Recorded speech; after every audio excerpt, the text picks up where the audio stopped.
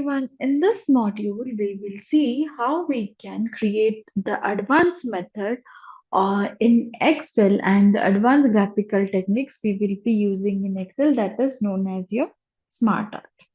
Now let us go ahead in Excel and explore this new tool in Excel to see how we can create interactive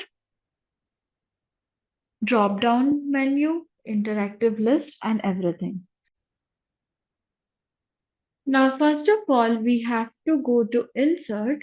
Then, first of all, we need to click anywhere inside this table, then click on insert. Then search for the small icon that tells you to insert a smart ad graphic. So click on that one, click on any of the particular design you want. I want this design. I will just click on this. Then I will select this table. I will click on copy and I will click on this and I'll just paste it. So you can see how beautifully it has been pasted over here. Now in this way, you can also add multiple sheets and link into the SmartArt.